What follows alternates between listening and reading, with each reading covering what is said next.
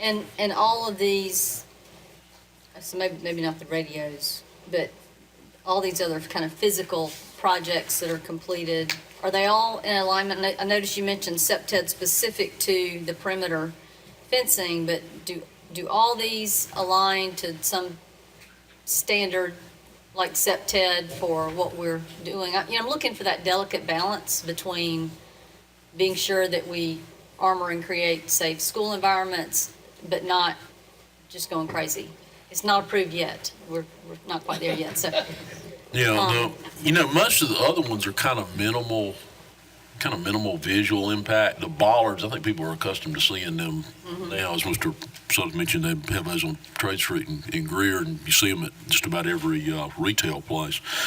The wired glass, people that were in schools 30 years ago, remember that's when all the window glass and doors was wired glass, and then the building code prohibited it, but it now allows it again.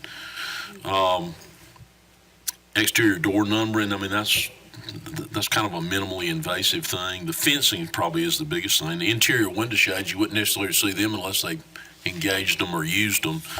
Yeah, so I'm stop you on that one. On that one, these are electronically, they'll be electronically triggered, bad word, electronically engaged. Yes, engaged would be better. Deployed, thank you. So it's not something that the teacher's going to be able to just decide, I'm still not comfortable in this environment with all of, having the kids being able to look out and close the blind. It's the same thing that happens in schools. All our doors have windows, but a lot of the teachers want to go and put paper. Yes, and we make them take it off. Right. So to the same point, yeah, you could deploy that, but it would be up to that principal to say, look, you would be sitting there with the windows, with the blinds down. So will it be one designed for that? Will it be will it be deployed in the classroom, or will it be deployed from from the office? No, in the classroom.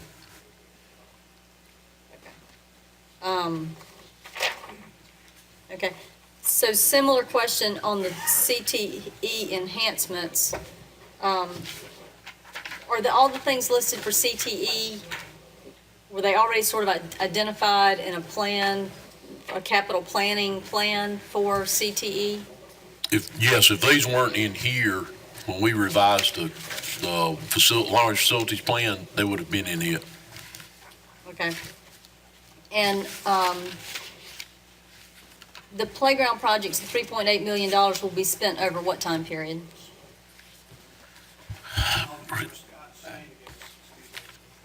Mr. Carlin, Mr. Wyndham, I'll defer to y'all on a time frame.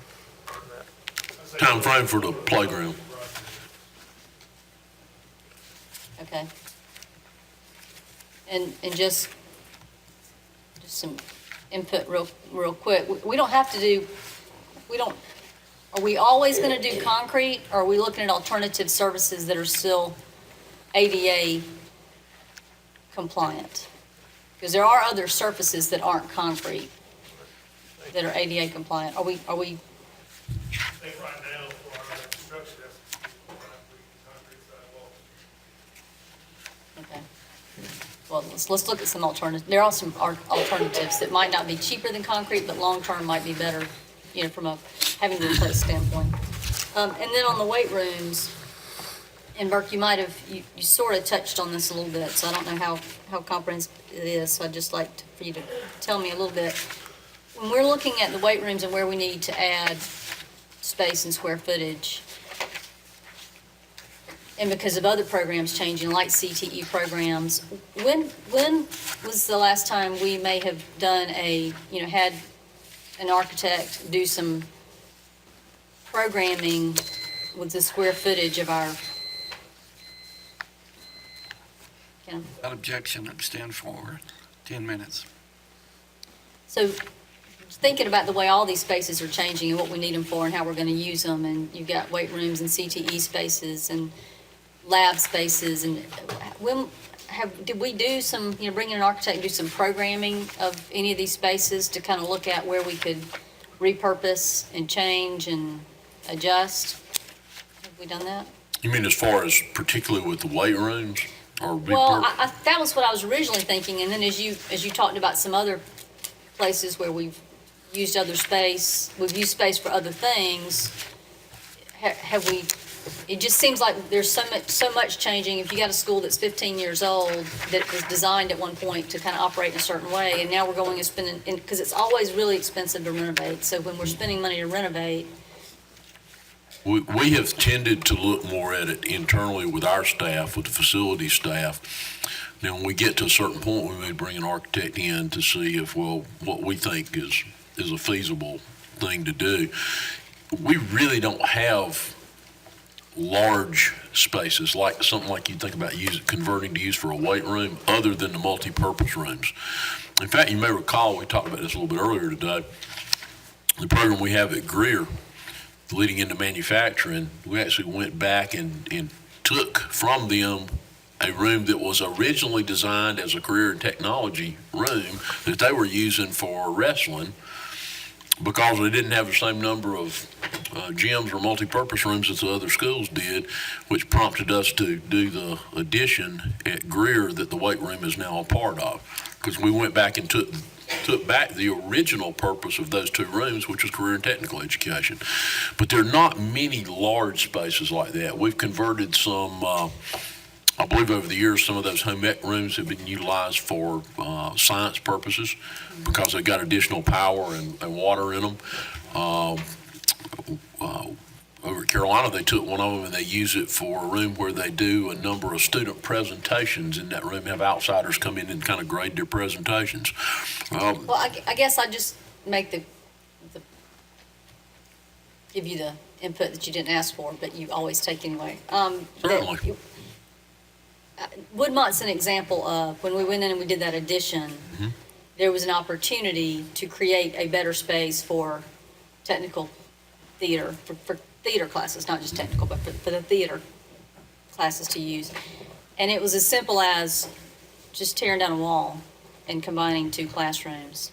But it took a lot, like we were kind of closed off to considering that in the beginning because no one was thinking about that except the theater teacher, So just thinking about all the changes we're making just would make the comment that before we go in and talk about having to add a building or doing significant renovations where you're having to tear an exterior wall and make a connection, just because it's so expensive, just reevaluating the entire space, looking at all the athletics and the CTE and the academic program and all those things, I think would behoove us to do that, just from financial I think we do standpoint. that to a degree. We might be doing it to the degree you're describing, but we do that. We're looking at using. And we do often have requests, particularly from principals, to like tear out a wall and make a room bigger for some special program. And we do that on occasion, but we put a lot of study into that because we don't go spend $40,000 making a bigger classroom. Yeah. And then 5 years later, there's another principal over there saying, well, I don't really need this room to be divided. Would you come put another wall up in here? Yeah. So you always kind of walk that fine line. You want to do what's in the best long-term interest of the school. And sometimes that's to do an interior renovation, and sometimes it's not. Right, okay, thank you. Anyone else on capital projects? If none, we'll move on to a question from Ms. Gibbs. Mr. Lewis. Just two questions since that section is miscellaneous. So I remember in some of our advocacy work that one of the things that we requested the General Assembly to consider providing support for was ensuring that teachers had an opportunity to find funds to go back to school for additional educational attainment, which was something that we used to do as a district, and it didn't when... Mr. Lewis, is this about for Ms. Gibbs? Yeah, it's an additional request that's not on here that I'd like to know why it's not on here. So my questions are, in the additional request section to the HR department, why we didn't go back to things that we cut in 2008, Tie it in, sorry. but back things that we had that we cut out now that we have funds for them. Because as a one-time money, that seems like that would have been an investment in personnel that would have been worthwhile. The other one is, I know that typically when I talk to teachers, one of the things that they most often express concerns about is that they generally have to use money out of their own pocket to to furnish equipment for their classrooms. And so maybe why we didn't consider, in addition to these, very worthwhile recommendations here, $300 or $400 per teacher per classroom would have been the same price as radios. So why maybe those two items were left off, I'd like to know. Well, notwithstanding the importance of teachers having classroom supplies, they already get an amount from the state annually. I believe that's $275. If we believe that's insufficient, that's not a non-recurring item. That would be a recurring item if we don't believe that's sufficient. Those items related directly to safety and security, whether it's replacing the radio system or anything else there. Safety and security, we believe, takes paramount importance over other things. That's why it's in there. Same would be true of coursework. If we believe it's important to offer an opportunity for teachers to gain additional coursework beyond the Read to Succeed, which we provide for free, and the courses that we do during the summer in the Summer Academy that we provide for free, I believe that too would be a recurring item. And those would be items not related to the salary of individuals, but other benefits for individuals. The other thing that I think has to be addressed when you talk about increasing supplies and equipment, and I've asked finance to study this year and obtain information from other school districts, is what's their per pupil or per teacher allocation for supplies and equipment. What amount is enough? I can tell you, based on experience I had a number of years ago, we went through and budgeted within our school for an amount for supplies and materials per teacher, in addition to what we gave the departments to spend. We found that in the year before, we looked at what every teacher had used in supplies, and it ranged from $3.50 for one teacher to over $2,000 for another teacher. So I think what we need to determine is what is a reasonable amount for supplies and materials versus what is just simply, sometimes a lot of people believe more is better. There's now actually a good bit of research out there that shows that some of the things that teachers are choosing to put in their classroom is actually becoming a distraction to students and detracting from their learning as opposed to enhancing it. So there are a lot of questions about that, and we believe these broader needs of the district would outweigh a simple one-time allocation of funds for additional teacher supplies. If we're inadequate in that area, we need to do a thorough review of what other districts do, and then that needs to become a part of the recurring budget. At least that would be the administration's recommendation. I mean, I guess I'd like to see the summary of that report then, because I remember when I was elected and met with staff, that was on the list of things in that time that we didn't have money for, that we had cut out, and that we were hoping PTAs were going to help continue to support until we got to the point where we were back to pre-2008 numbers. And so And we have returned supply allocations. We have added to those over the last 2 or 3 fiscal years. I don't remember if we added this year or not. But again, I've asked Ms. Stack and her staff as a part of budget preparation for FY21 to, again, assess what other districts are doing along those lines to see how we compare with others.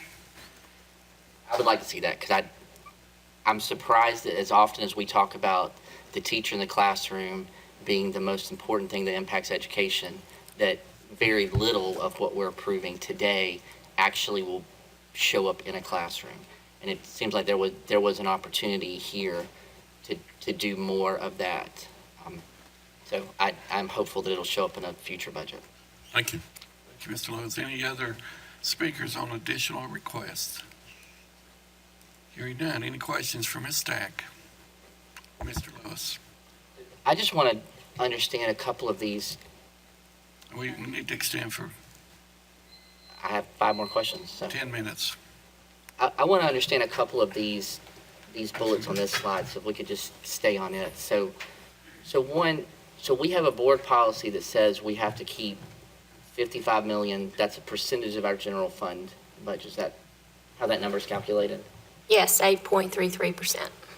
So we have 55,600,000 in our unassigned fund balance Correct. that is held by board policy.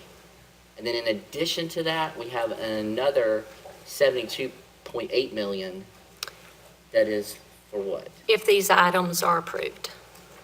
And the 72.8 million is for Cash flow, to help with additional cash fund flow. balance. So we have a $55 million fund balance that we don't touch because the board says we need to have this balance. Then we have a 72.8 million on top of that, that's to cover when the state funds don't come, so that we don't have to borrow funds. Well, the 55 million fund balance is also there for us to use if we have obligations and we don't have the revenue coming in to meet those obligations. So the way the policy is written, we can dip into that. And there's a plan to replenish it if we do go below 50%. So it's our interpretation of the policy, because as I read the policy, I read the purpose of that fund balance was to have funds to dip into when things were short. So it sounds like we're setting aside $55 million and then starting with this other 72 million. We're talking about 19% of our general fund budget currently we want to set aside and not touch. Well, that is the way FY19 ended. It depends on when our revenue comes in, how it comes in versus our budget, and then how we hold our expenditures to the level of our budget. And in past, we have come in under budget on our expenditures and received more revenue than we budgeted. So the 55 million is established for good practice. And if we get additional revenue over expenditures, that's added to the unassigned fund balance for us to use for cash flow purposes also.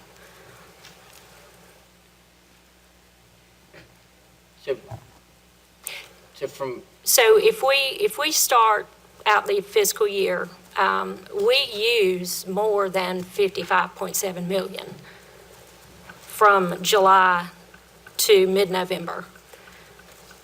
Okay, so we have to balance that with when we receive our revenue and when we pay our expenditures. Right now, at this point in the year, if we only had the required board fund balance, we would have to borrow money. Yes. 8.33% will not carry us from mid-October to December the 1st. That's why we've traditionally recommended to the board to maintain an amount above that. And in fact, I think you may have, someone asked the question, and I think Mr. Finney the other night made the recommendation of 2 months, and this would be slightly more than 2 months. Yeah, that's what GFOA recommends, at least 2 months. So wouldn't it be more appropriate then for our board policy to change to say that we need to have a fund balance of 2 months of our operating expenses? Yes, we believe that it would be more appropriate to change it. I don't know that we've settled internally on a recommendation to go to 16.66.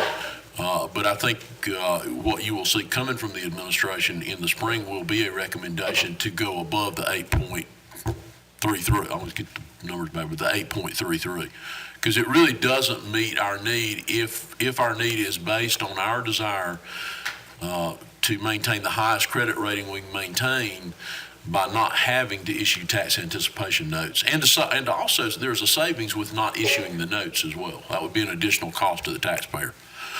Sure, I'd appreciate that recommendation because I want to make sure that we do whatever we do to ensure we continue to receive our excellent credit ratings. I want to make sure that we have the funds that we need to not have to borrow money. But I also want to make sure that we can tell our community that we have a board policy that says we have X and that we're not hoarding beyond X just because we're planning for a rainy day. If the number is Y, then let's make it Y, and let's make a board policy that holds us. We also, we don't like to think back to the dark times of the recession. But we also were fortunate that we had that margin in there during the recession, because I think at the height, we used an amount that was equal to almost 5% of the general fund Yes. budget to, in fact, balance the next year's general fund budget. And we initially proposed that over a 5-year period. And I think we were able to end our dependence on fund balance to balance the budget after, I believe it was after 3 years, wasn't it, Ron? It was, yes, sir. So, and if you look now at what I think it was like 4.77%. If you look now at what 4.77% of our current budget would be, obviously a much higher number than it was in 2010, 2011. So that's another consideration. So you guys expect to come back in the spring with a recommended change to board? Yes, policy? right. It just seems like that we need to be above 8.33. I don't know that we will necessarily agree on a recommendation to come back at 16.66, but we think it ought to be somewhere above 8.33. Okay, great, thank you. Thank you, Mr. Lewis. I have one more speaker left, Ms. Wells. Is anybody else who wish to speak? Ms. Wells, go ahead. I'll make it quick, and you can maybe send it to me if you need to. So I'm interested in the amount of dollars in this ask that was already allocated or planned in the long-range facilities plan. So we've already mentioned, we had, in the long-range facilities plan, we have $500K a year that we set aside, that we have projected we were going to spend, and now we're taking fund balance money and we're spending it. So similarly, CTE, that money was already allocated there. So just trying to get a sense of that, because I do think the right thing to do is if we do have a fund balance, let's use that money to offset those capital expenses, which a lot of them are one-time, which hopefully insulates us from having to raise taxes on all our constituents, because that's the debt service is something that gets taxed across the board. So if we can keep that managed. So if you need to calculate it, I don't know that you have it, or maybe you do, but And there'd be a couple of different examples there. For example, with the weight rooms, we factored in those 6 includes using the 1.3 million that's in the line item each of the years until 2024. okay, so I just kind of like to see what that, For the career and technology, we've got other projects that we're funding out of the, however much is in there for career and technology. So with the exception of the greenhouses, I think all the rest of those are in addition to what we are already doing within the funding for career technical. So some of the explanations will be a little different. okay, well, and I guess that's what kind of causes me a little bit of a pause. So my assumption is we put in the long-range facilities plan a prioritized plan for what it is we're going to install and what it is we're going to do. So how do you make that determination that, well, this was in our long-range facilities plan, and this is what we know we need to spend, but we got extra money, and let's go spend it on some other things instead? So the greenhouses weren't originally in the, The greenhouses were insufficiently funded in the long-range but facility. they are in the long-range facilities plan, There's enough okay. money in there to pay for almost one. Yeah, yeah, The other career and technical, those are additional classes, or in one case, relocating a class. The money that's currently in the long-range facility plan for career and technical was to do some things related to facade improvement of the career centers to make them a little more attractive and welcoming to encourage students to go there. In other words, making them look more like Entery. And probably the biggest project that's in there is reverting bonds to where the actual front of the building becomes Right. the front of the career center. right. So there was not money in there for adding a diesel mechanics program at Donaldson, because that wasn't envisioned at the time the long-range facility plan was done. Moving the classroom at Bonds is because of the growth of that program, they need an expanded space. The identification of that need for an animal science barn at Blue Ridge happened with, I think, a change in instructors and a different kind of enhanced focus of the program there. So those were not foreseen 4 or 5 years ago. Okay, well, so to not belabor the conversation, send me something, maybe I have other questions. Thank you. Thank Thank you. Any other questions or comment on section 303? Hearing none, without objection, Madam Chairman, we'll recess for 20 minutes to have lunch. Do we vote on this? Need to vote on it? Do we need to vote on it? You need to vote. Remember, On the floor. Still recess. remember, Mr., We'll take a vote and then recess. please. All in favor of the motion, say aye. Aye. All opposed, say no. Motion Oh, carries. he wants to. I did at the very beginning, like 3 hours ago. We'll recess for 20 minutes. Y'all, please be back at 10 till 1. Please be back at 10 till 1. Dang, That I gives didn't you bring it back 22 in. minutes. It's not contagious. Yeah. Come on, Nate. Y'all sound contagious down there, just stay down that Need way. to have a quarantine section. Stay that way. Have a- Burger Roy down there by the, I'll trade Pat. The 3.04 budget adjustments, Drive Elementary School. The administration does have a presentation. Do we want to hear it or do we want to vote? Do you have, Make a motion, y'all decide. no, 12. A motion? I move to increase the budget for the Summit Drive Elementary School addition by $2,399,400 for a total estimated project cost of $13,485,670. second. Have a motion and a second. That's my school. What's wrong with you, girl? Sorry. And a second. Do we want to hear the administration's presentation? We actually don't have a presentation, Mr. Mead, but we'll answer. We delineated all the reasons for the additional cost. We'll be happy to answer any questions anyone might have. Okay. We're going to go straight to questions. Mr. Lewis. I just would like some more information about the asbestos. So this is, Not to good clarify, for you. not asbestos. The asbestos is in the house or attendant outbuildings in the property that we purchased. It's not within the it's not within the Summit Drive building itself. Thank you. First question. Oh, wow. None. Mr. Sutter, do you have any questions on Summit Drive? No, I don't. Hearing none. All in favor of the motion, say aye. Aye. All opposed, say no. Motion carries. We're leaving, go back to Ms. Leventus Wells. Yes. Mr. Sutton, are you ready for 4.01? Ready, willing, and able. Thank you, Mr. Sutton. Mr. Chair, would you proceed? Building and grounds. Carl. Not yet. I was wondering where you was going. Nice try. We on? 4.01 facility project report. Turn it over to you, please, unless Dr. Roaster has something. No, sir, I don't believe Mr. Carlin has a report. I think he just answering questions you might have for any of the projects that are listed.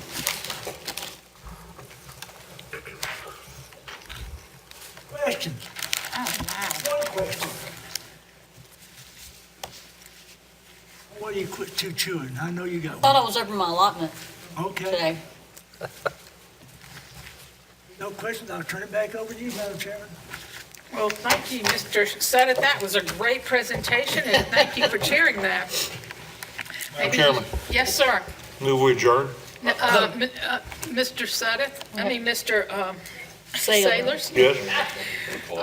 We gotta go in executive session? Yes. Darn. Hearing no, I will just say, hearing no objections, we will move into executive session. For agenda item related to personnel matters. Correct. They got my phone away. Adjourn. I tried. I'm gonna make absolutely sure I haven't missed something. I'll get back to you. I'm sure that's true. Send her a note. How many do we have? 2. 7. Yes, sir. Okay. Yeah, you got seven. Madam Chairman, Yes, sir. go ahead. Having taken no action, I will entertain a motion to adjourn. Madam Chairman, Yes, Mr. Sailors. move that we adjourn today's meeting. Yes. Second. Second by Michelle Caldwell. Goodwin. And all in favor, please address by saying, raising your right hand. Raise the hand. All oppose, your right hand. No one. All right, the motion passes. Thank you so much.